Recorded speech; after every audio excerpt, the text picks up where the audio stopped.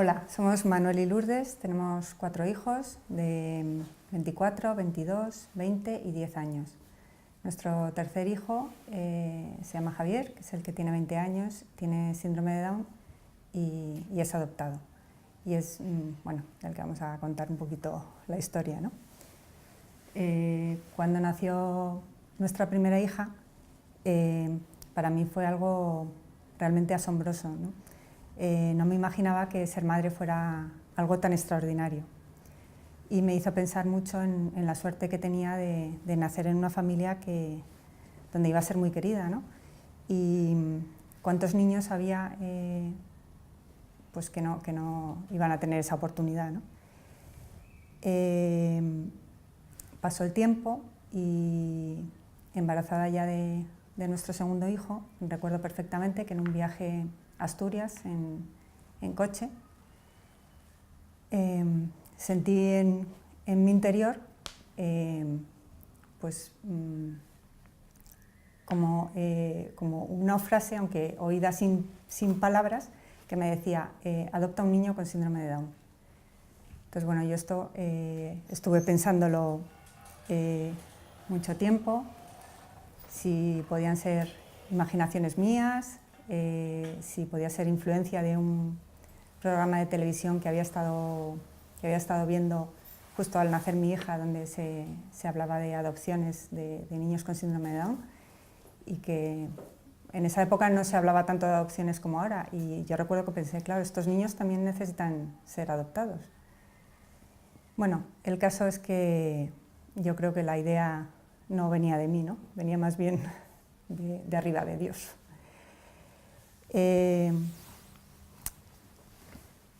Bueno, después de pensarlo mucho y eso, decidí comentárselo a Manuel y como yo sé que es extraordinario, pues ni se me pasó por la imaginación que pudiera decir que no. No dije que no, pero, o sea, yo notaba que no podía decir que no, pero tampoco dije que sí. De hecho, nunca te dije que sí. Bueno, eso es lo que me dice, obviamente. Obviamente me ha dicho que sí, claro. Dice que no, pero una cosa así no se puede hacer si el matrimonio no está de acuerdo. Bueno, decimos comunicar nuestra intención a nuestras familias y algunos, pues en un principio no se lo... El día 28 de diciembre. Y algunos no se lo creían. Algunos pues no se lo tomaron muy bien porque bueno, pues, veían toda clase de problemas, les parecía una locura y la verdad es que nosotros, vamos, yo les entendía perfectamente porque muchas de sus dudas eran también las mías, ¿no? Y bueno, pues para algunos argumentos que nos decían yo tenía respuesta, pero para otros la verdad es que no, ¿no?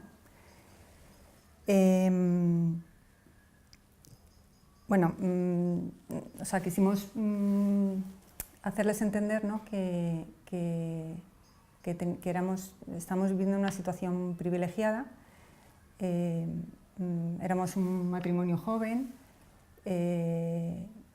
aunque no nos sobraba el dinero porque estábamos empezando y eso, pero a nivel pues familiar, teníamos una familia grande con abuelos, tíos, primos, donde nuestros hijos eran muy queridos, ¿no? Y aparte de que nosotros queríamos tener más hijos, pero también nos parecía que el que nuestros hijos compartieran su vida con el que luego llegó a ser Javier, pues también iba a ser bueno para ellos, ¿no? También, bueno, aparte de todas las... fueron unos meses duros, ¿no? de discusiones, de argumentaciones, pero también hubo momentos muy bonitos, ¿no? De mucha gente que nos apoyó. Por ejemplo, nuestro cuñado, cuando se enteró, pues le salió del alma decir que quería ser el padrino, ¿no? O mi amiga Ana, que es la madrina, ¿no? También hubo muchas situaciones muy bonitas. Bueno, fuimos a una cita informativa donde pues, nos contaron un poquito cómo se hacía e hicimos todo el papeleo, todas las visitas que hay que hacer, todo, tú lo sabes bien, Paula.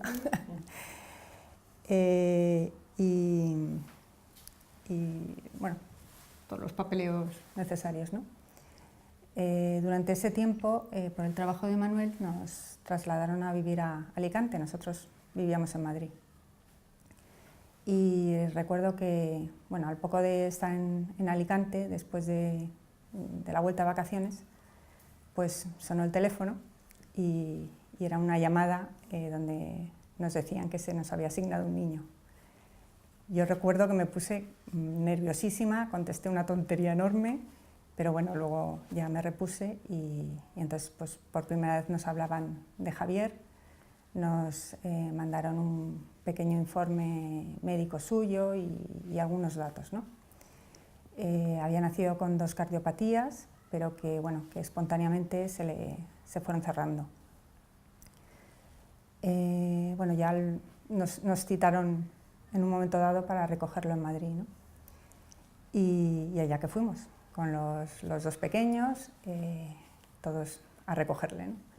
Y recuerdo que la primera vez que lo vi, que lo tengo grabadísimo, lo traía en manos, bueno, en brazos una mujer, ¿no? Venía dormido y la verdad es que yo había idealizado muchísimo ese momento y al verle se me heló la sonrisa porque era feo, feo, feo, feo a rabiar. Pero feo. Sí. Pero feo. Tenía como la cabeza enorme para el cuerpo tan pequeño y la vestimenta no acompañaba. No, tampoco.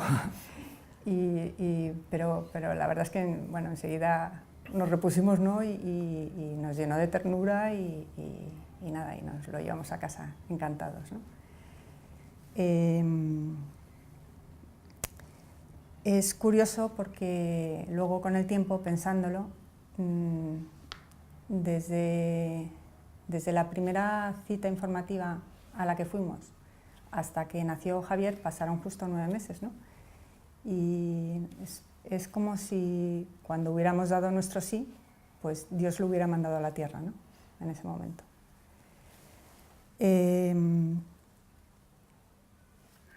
Bueno, tengo que decir que ahora es guapísimo. Antes era bonito, pero ahora es... sus primeros años fueron pues un poquito complicados, ¿no? Tuvo pues un montón de enfermedades, ¿no?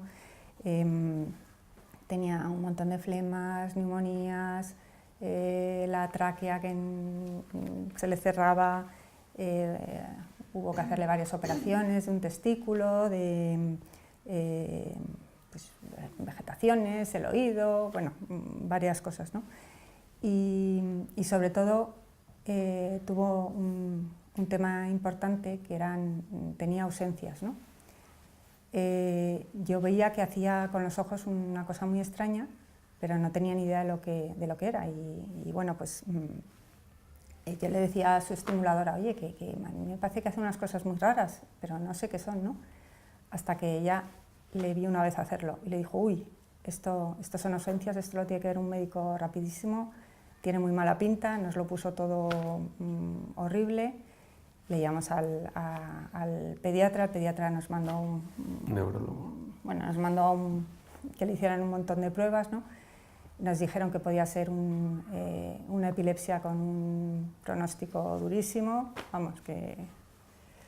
Y aterrados los 2, ¿no? Pero, bueno, le hicieron pruebas, salían cosas muy extrañas, pero no sabían qué era, ¿no? O sea, tuvo como 2 crisis así durante sus primeros 2 años, ¿no? Bueno, antes de cumplir 1 año y un poquito después. Y la verdad es que eso fue desapareciendo poco a poco y al final nadie ha sabido qué es lo que tuvo y ahora está fenomenal, ¿no? Bueno, nos centramos mucho en la estimulación, iba 2 veces a la semana pues a estimulación y luego yo tenía que hacerle 1 hora diaria en casa, ¿no? Y yo me lo tomé, vamos, como algo súper rígido, que tenía que hacerlo sí o sí, por encima de todo. ¿Y qué pasó? Pues que con el tiempo para los dos empezó a convertirse en algo horrible, ¿no? Porque se acercaba la hora y él no quería saber nada de mí, ni yo quería saber nada de la estimulación. O sea, era duro, ¿no? Porque yo creo, ahora viéndolo hacia atrás, creo que le exigía demasiado para lo que él era capaz de hacer, ¿no? Entonces, nuestra relación, la verdad es que se resintió bastante, ¿no? Por ejemplo, yo recuerdo que se caía al suelo, lloraba y llamaba a papá, no llamaba a mamá.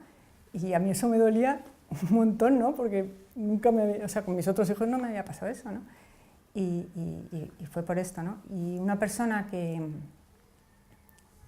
la verdad es que sabía mucho de este mundo me dijo, mira, tú lo que tienes que ser es, primero de todo, madre y luego estimuladora. Entonces, bueno, yo me lo tomé de otra forma y entonces la relación cambió un montón. Intenté que hubiera un equilibrio, o sea, no pasarme hacia el lado contrario, ¿no? De no hacer nada, ¿no? Pero bueno, la relación cambió absolutamente, entendí perfectamente que mi papel era el de madre y bueno, ahora es estupenda esta relación. Cuando empezó a andar, que bueno, tardó un poquito, empezó sobre los 2 años y pico, la verdad es que pasó del gateo directamente a correr, solo corría y no tenía ninguna percepción del peligro. Y eso es, pero cuando digo ninguna, ninguna. O sea, él no sabía que existían los peligros, ¿no? Y eso era, no le podíamos quitar la vista de encima, ¿no? Durante esa época, bueno, tirábamos muchísimo de sus hermanos pequeños, que eran enanos, tenían, o sea, se llevan 2 años más o menos entre cada uno y constantemente vigilándole, ¿no? Pues sustos que nos ha dado, pues un día en verano se escapó en triciclo a la carretera y de repente apareció un señor con barbas, con el niño en brazos y el triciclo, que yo decía, este es San Pedro, o no sé quién. Luego, pues su hermana un día se lo encontró subido a la ventana saludando a la gente que pasaba por abajo. Mi hijo Manu, el segundo, se ha tirado con 4 o 5 años a la piscina vestido, como 2 o 3 veces, para sacarle, porque es que iba, aunque hubiera gente que le estuviéramos vigilando, iba directo, zaca, y se tiraba a la piscina, ¿no? Un día en la playa estábamos ahí todos juntos y él iba con un gorrito y empezó a andar hacia el fondo, sin manguitos, sin nada, hasta que el gorrito se quedó flotando. Sí. Salimos corriendo, pero nada, o sea, es que... Otro día también en la playa que cogí una tabla y empezó a nadar sin manguitos, mar adentro, como si fuera un juego. Y yo, Javier, nadando detrás de él, y el otro me miraba, se reía y nadaba depresísima, era un enano, pero nadaba a una velocidad. Y yo rezando detrás de él diciendo, es que nos vamos a ahogar los dos. Bueno, y otro día también que estábamos en el campo y tiró una piedra a un avispero, pero un nido de estos que hay en la tierra. De tierra. Y le picaron como 30 avispas, o sea, increíble. Tuvimos que llevarle corriendo al ambulatorio, diciendo aquí se nos va a morir de una reacción alérgica. En fin, que al final yo desarrollé como un sexto sentido que tenía como avisos, ¿no? Percibía cosas y yo pensaba por dentro, joder, tengo poderes aquí. Pero es que claro, es que el niño tenía que sobrevivir. Y luego según fue creciendo y esto se fue suavizando, esos poderes ya desaparecieron, ¿no? Ahora me doy cuenta de cómo estuvo de cuidado. Debía tener un ángel de la guarda con unas espaldas que vamos.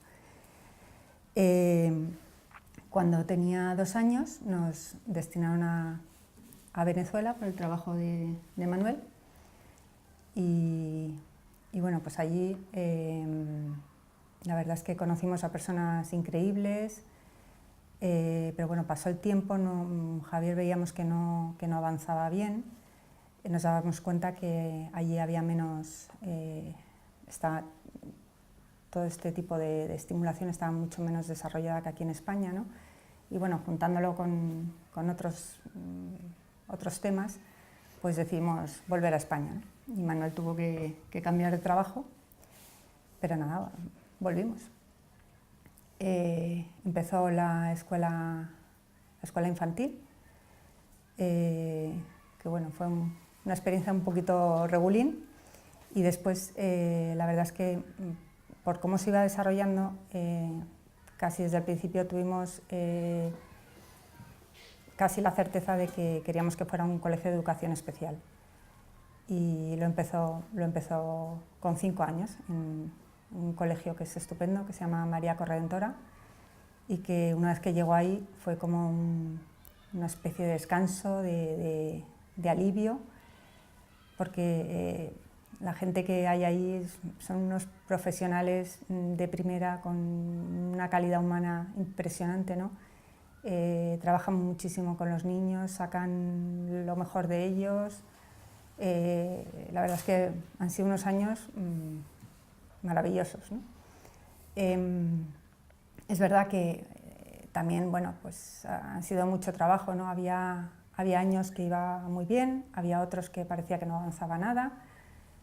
Yo pensaba, yo creo que no es que no avance, es que incluso va para atrás, ¿no? Luego no es así, es la percepción que tienes, ¿no? Pero bueno, ya ha pasado este ciclo, ¿no? El año pasado terminó el colegio, y la verdad es que es una sensación de vértigo, ¿no? Pensar, ¿y ahora qué, no? ¿Ahora qué hacemos? En su maravilloso colegio hay cada cierto número de generaciones hacen una fundación que es la que se va a encargar de los niños cuando salen del colegio. En su caso le ha tocado la Fundación Prodis, que es, bueno, es una maravilla. Tienen un montón de itinerarios según cómo vaya el chico, ¿no? Y en el caso de Javier, pues ha empezado este año en el centro ocupacional, y ahí va feliz, va encantado, sigue aprendiendo un montón de cosas, trabaja y le pagan una cantidad simbólica, y llega con su sobrecito, con sus 5 euros, emocionado a casa, pero vamos, dando gritos de alegría, ¿no? Es una gozada verle así. Bueno, la verdad es que conforme ha ido creciendo, se ha ido convirtiendo en un chico feliz, alegre, súper cariñoso, deseoso de ayudar. Tiene unas virtudes increíbles, o sea, cómo perdona en el acto, cómo cuando hace algo mal que considera que te ha podido hacer daño de alguna forma, pues cómo se queda compungido y cómo lo siente, ¿no? Y luego ama desinteresadamente. Luego también pues tiene cosas que no le gusta hacer y tiene sus defectos como todo el mundo, ¿no? Pero bueno, en general es un crack, es un tío estupendo. Ahora en la adolescencia pues se ha vuelto un poco más pasota que antes, ¿no? Que antes disfrutaba un montón de todo, de la vida, ¿no? Vivía todo intensamente. Ahora es como un poquito más pasota, pero también es verdad que ha tenido la mejor adolescencia de todos nuestros hijos. Le encantan las chicas, es un ligón el tío.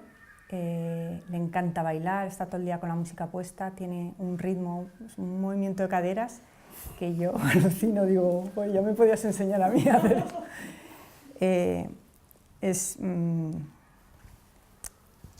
Es estupendo, tiene un humor increíble, ¿verdad? Nos hace reír un montón.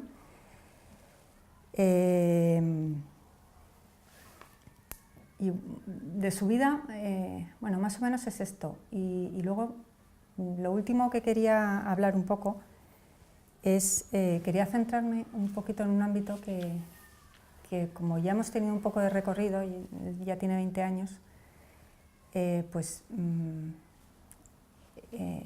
somos más capaces de darnos cuenta, ¿no? de mirar esto, que es la parte trascendente. Hace poco, la verdad, me ha pasado una cosa bastante impresionante, por lo menos para mí, ¿no? Y es que leyendo una cita del Evangelio, sale en el Evangelio de Lucas y en el de Mateo. La voy a leer para no meter la pata. En ese momento Jesús se está dirigiendo a Dios Padre y dice: «Te doy gracias, Padre, porque has escondido estas cosas a los sabios y entendidos y se las has revelado a los sencillos». Y según estaba leyendo esto, de pronto, como a borbotones, empecé a acordarme de un montón de anécdotas de Javier, de cosas que me había dicho, bueno, fue algo muy impresionante, ¿no? Y en los sencillos veía a Javier, y en los sabios y entendidos me veía a mí y veía a los normales. Y entonces vi como 4 cosas muy concretas, ¿no? Lo primero de todo, durante una época Javier me decía, bueno, nos decía a todos muy a menudo: «Jesús me quiere mucho, Jesús me quiere mucho». Y yo: «Sí, Javier, Jesús te quiere mucho». Y insistía y volvía a decirlo, y un día tras otro. Y hasta que un día, para picarle un poco, le dije: «Nah, Jesús no te quiere». Y entonces se enfadaba muchísimo y me decía: «Que sí, que me quiere mucho». Y yo: «Nah, que sí, mamá, que sí». Y yo: «¿Pero cómo lo sabes? ¿Te lo ha dicho él?». Y dice: «En el corazón». Y yo me quedé lívida, porque él no se puede inventar algo así. O sea, es imposible. No, o sea, realmente es que se lo ha dicho en el corazón. Impresionante, ¿no? Y yo pensaba: «Jo, y yo que se supone que tengo fe, ¿cuántas veces dudo de que soy amada por Dios?», ¿no? Y él lo tiene clarísimo. La segunda cosa que vi es cómo él iba por la vida amando a la gente, ¿no? O sea, él llega a un sitio, saluda con una alegría increíble a todo el mundo, 2 o 3 se llevan un abrazo seguro, está realmente contento de ver a la gente. Yo no sé hacer eso ni de casualidad, ni de casualidad. Y es que o sea, provoca una sonrisa en la gente, ¿no? Va totalmente de frente, ¿no? Es increíble. Él sabe amar, yo no sé, él sabe. Sabe amar y sabe hacer que la gente cambie. Porque con aquellos que le conocen la primera vez, al cabo de 2 o 3 veces, van cambiando. Ahora me tomo los aperitivos los viernes con él, y es que entra el bar, ya desde fuera está saludando y ya no hace falta más. Ya los camareros encima le saludan, y eso con mucha gente ha pasado, que a medida que pasaba, le iban conociendo, ellos se estaban transformando por él.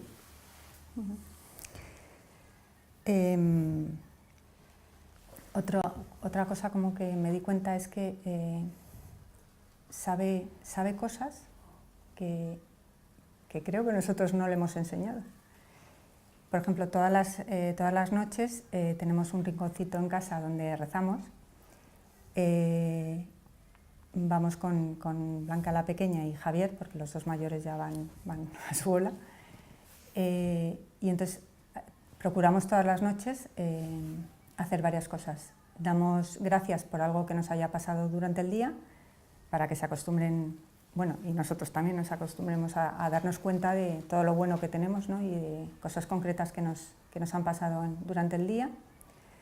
Pedimos perdón por algo que le hayamos hecho mal a alguien, o que no hayamos hecho bien, ¿no? También para que ellos se den cuenta que hay que pedir perdón cuando hacen daño a los demás, y que nos vean a nosotros también pedir perdón. Luego pedimos pues, por la gente de nuestro alrededor, la familia, por los que estaban enfermos, los que si Manu tiene un examen, pues, un poco por la vida diaria, ¿no?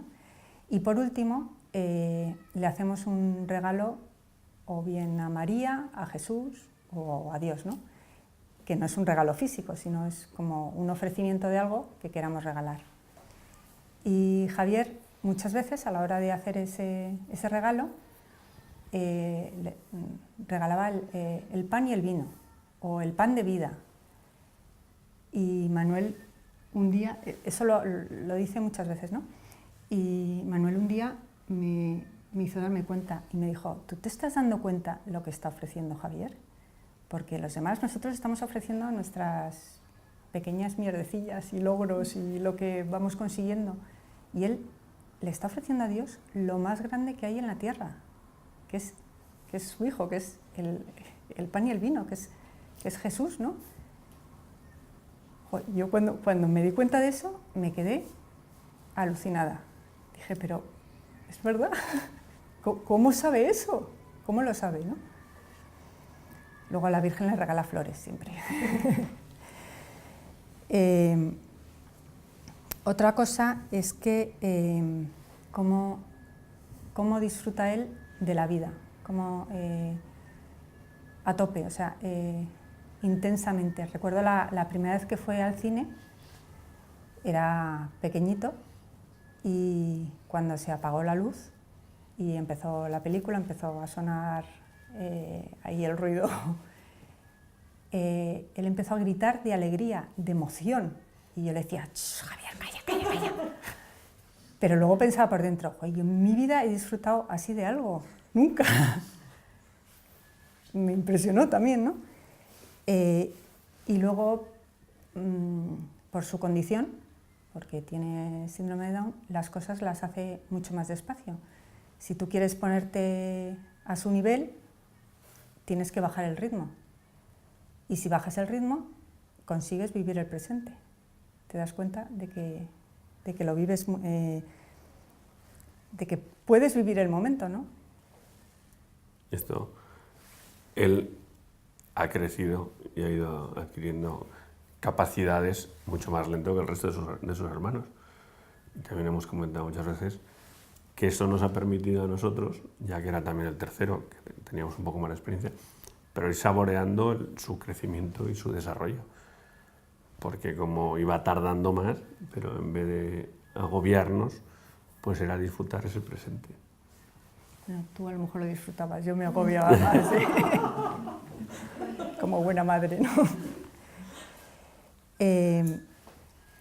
Bueno, el resumen de lo que vi es que él se sabía amado por Dios y en cambio yo dudaba muchas veces, que él amaba, iba por la vida amando y yo no tenía ni idea, que sabía cosas importantes que yo ni me había dado cuenta, que disfrutaba de la vida y era capaz de vivir el momento y yo no, porque tenía que ir corriendo a todos lados. No sé muy bien por qué, pero tenía que ir corriendo a todos lados. Y entonces empecé a preguntarme, como, un momento, a ver, ¿quién es aquí el discapacitado? Obviamente soy yo, no es él. Y me hizo pensar, ¿no? ¿No se suponía que era yo la que estoy cuidando de él, la que le he adoptado? ¿No era yo la que estaba haciendo? Y entonces me di cuenta que Dios me lo había puesto en la vida para que fuera mi maestro, ¿no? Para enseñarme lo básico de la vida, que es a saberme amada por Dios, a saber amar y a saber vivir el presente, ¿no? Y bueno, esto es más o menos las cosas que hace Dios. Bueno, luego, yo la parte que quería transmitir es yo pertenezco a la Fundación El Arca de Madrid. Y El Arca es una fundación cuyo core members, como decimos, son precisamente los discapacitados psíquicos. Ir a contar un poco lo que hacemos y por qué lo hacemos y por qué estamos allí metidos, ¿no? El Arca a nivel internacional está metida en muchos países y nace como fruto de la inquietud de un buen señor que viendo las circunstancias en las que estaban en los psiquiátricos en aquel entonces, en el año 64, decide llevarse a dos de ellos a vivir con él, ¿no? A raíz de aquello nacen los que hoy en día son las comunidades del Arca, en las cuales yo la verdad es que la primera vez que lo oí es lo que a mí más me llamó la atención. No se hacen cosas para los discapacitados psíquicos, sino se hacen cosas con los discapacitados psíquicos. Es decir, el valor que tiene la persona, sea discapacitada psíquica o sea discapacitado, como tú has dicho ahora, de otras muchas cosas, o sea, los que llamamos normales, es un valor incalculable. Y ese valor se pone en la convivencia de igual a igual, es donde se pone en valor, ¿no? Entonces, estas comunidades, los que buscan precisamente es ese trato de igual a igual que tenemos que tener las personas al margen de las circunstancias particulares de cada uno, ¿no? En España hay dos comunidades en Barcelona y hay una comunidad aquí en Madrid que estamos empezando. Es verdad que nos ha pillado un tiempo de cambio donde el estilo tradicional del Arca, de esas comunidades, de esas casas, de esos hogares donde vivían discapacitados y gente normal, en aquel entonces tenían razón de ser porque la sociedad no tenía cubierto las necesidades para los discapacitados. Hoy en día en el primer mundo, en España en el primer mundo, esta necesidad de vivienda para un discapacitado adulto pues está prácticamente cubierta al 100%, ¿no? Hombre, siempre puede haber alguien que esté descontento donde está su hijo o su hermano y quiera cambiar a otro sitio, ¿no? Pero en principio el Arca busca cubrir una necesidad y estamos viendo y cambiando ese modelo de las comunidades tradicionales de los hogares a otro tipo de comunidad más abierta, a lo mejor no con esa convivencia que da un hogar, pero sí cubriendo más la necesidad que hoy en día que vemos, que estamos viendo, que es todo lo relacionado con el ocio, todo lo relacionado con el tiempo libre, todo lo relacionado con el integrarse centros que de por sí tienen un buen funcionamiento, pero que si no colaboras con ellos, pues a lo mejor son un poco endogámicos y no salen la gente de sí mismo. El Arca en sí, como también relacionado con lo que ha dicho Lourdes, nace de la pura debilidad de la persona, de la debilidad del hombre. Y bueno, yo personalmente sigo en el Arca por mi hijo Javier. No porque tenga el espíritu de hacer algo por él, sino porque él me ha enseñado que hay que hacer algo por los demás, ¿no? Es verdad que hemos pasado muchas dificultades, es verdad que ha habido momentos de flaqueza, pero él siempre tenía la ilusión de este fin de semana hay algo del Arca, vamos al Arca. Y él, al final era él el que me arrastraba a mí. Y nos arrastraba a mí y al resto de la familia, ¿no? Y bueno, pues nada, aquí estamos.